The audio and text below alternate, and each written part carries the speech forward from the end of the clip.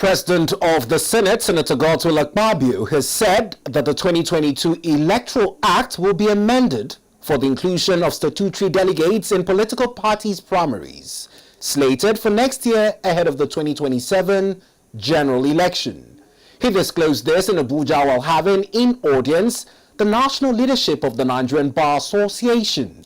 According to him, the omission of statutory delegates from primaries of political parties in the 2022 Electoral Act was a costly mistake that must be corrected before the next round of general elections. In terms of electoral reform, which can come by way of the Electoral Act amendment, I think we are already at advanced stage in that respect. So any input you wish to make in order to make our electoral process more transparent and for every vote to count, this is the right time to do so.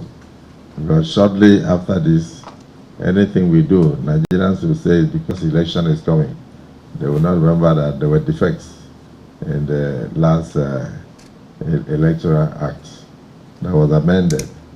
So we want to cure some of the defects that we found in our electoral system. National President of NBA, Mazi Afam Obisije, told the Senate President that the National Assembly should, in the ongoing constitution amendment, bring about justice sectors reform in the country. We're also very much interested in the ongoing efforts to reform the Electoral Act. We are of the view that the Electoral Act 2022 is one of the most progressive acts to emanate from the National Assembly.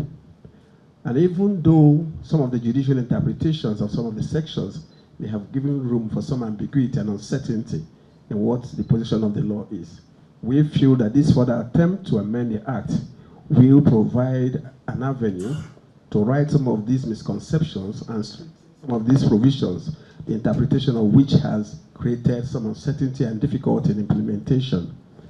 And we continually advocate for a review of the Constitution, particularly in the areas of the relationship between the Federal Judicial Service Committee and the National Judicial Council,